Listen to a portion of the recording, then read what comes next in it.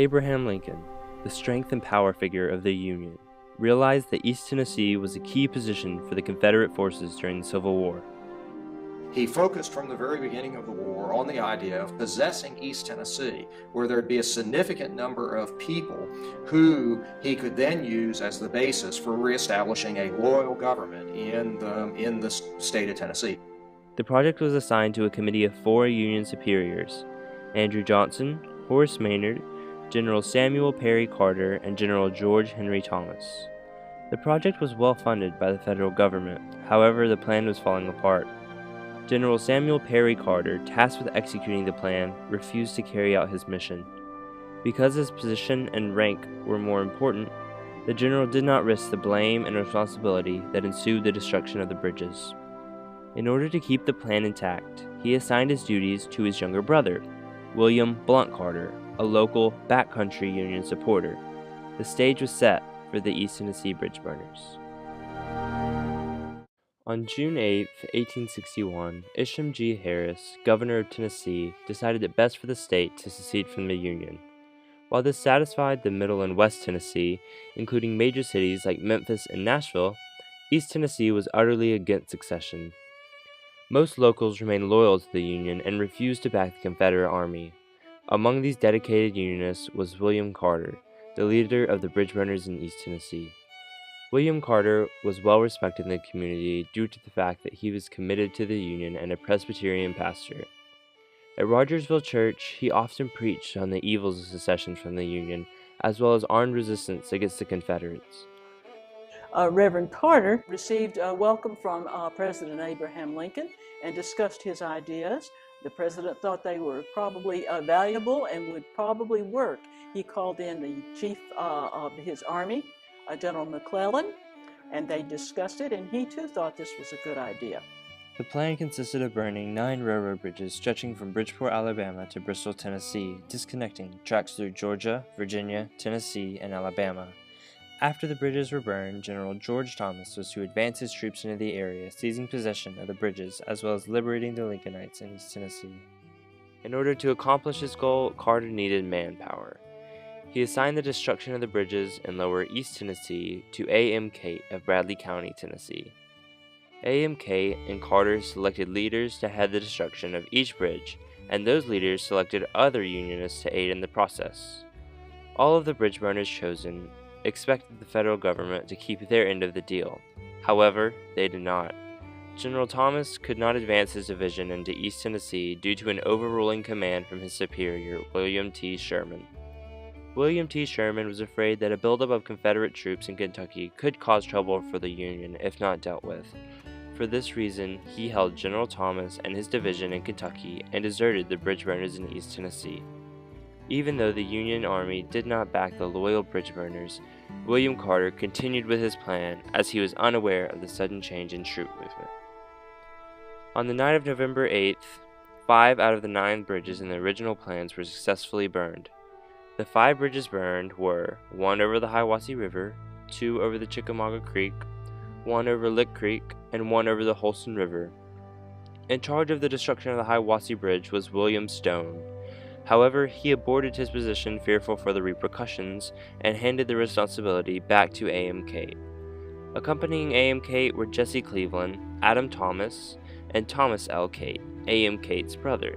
The men who were stationed there were drinking and were very rowdy and singing and just having a great time. After the drunken watchmen were sound asleep, the bridge burners quickly set the bridge on fire and left, making sure to cover their tracks. As the Hiwassee Bridge burned in the silent night, the bridge over the Holston River was also being destroyed. Daniel Stover led his band of bridge burners into action, holding both watchmen hostage. However, after the bridge was destroyed, he released the prisoners. In addition to these 2 bridges, W.H. Crowder and W.T. Cate set both bridges over the Chickamauga Creek ablaze, and at the hands of Captain David Fry, the bridge over Lick Creek was destroyed.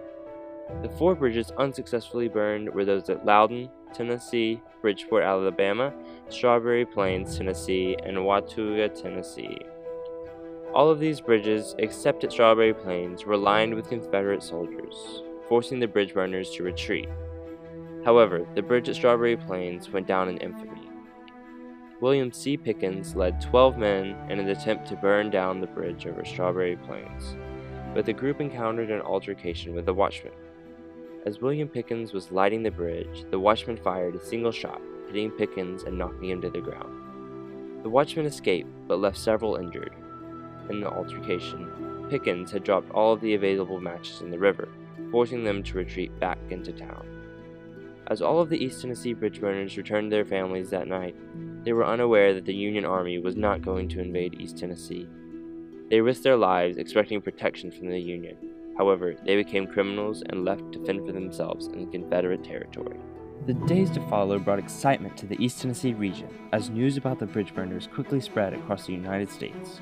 On November 23rd, the Philadelphia Inquirer published that these bridge burners proved that the Union still had influence in parts of the Confederate territory. Another northern paper, the Albany Evening Journal, conveyed that the burnings were greatly overexaggerated all across the country. Both sides were grasping at anything positive to their side, and also were trying to spin all of the news to their advantage. And so setbacks were spun in such a way that they appeared not to be a setback at all, or not a very great one. Any sort of success was spun to appear as a much larger success. While the papers overexaggerated the details of the burnings, they could not overlook the fact that the Confederate was crippled by this surprise attack. With the sabotage in full effect, the Confederate troops moving through Tennessee had to constantly change trains and tracks, causing delays in the movement of the army. The Confederate government spent months rebuilding and repairing each bridge to ensure that troop movement would resume with haste. While the bridge burners achieved a Union victory, East Tennessee suffered terrifying persecution under Confederate occupation. The East Tennessee bridge burners were forced to run and hide until the end of the Civil War, most of them imprisoned or killed before. 6 men were tried and convicted of burning the bridge over Lick Creek. They were imprisoned, and 5 of the 6 were hanged. Jacob M. Hensey and Henry Fry were hanged on November 30th and left hanging for 24 hours on a tree near the railroad depot. The last of these 5 men, A.C. Hahn, Jacob Harmon, and Thomas Harmon, were hanged on the gallows north of Knoxville. Their leader, David Fry, fled to Georgia, where he continued to cut telegraph wire, destroy railroad tracks, and steal locomotives. He was later captured and convicted of fighting at Big Shanty. He later escaped prison and lived his life in North Carolina.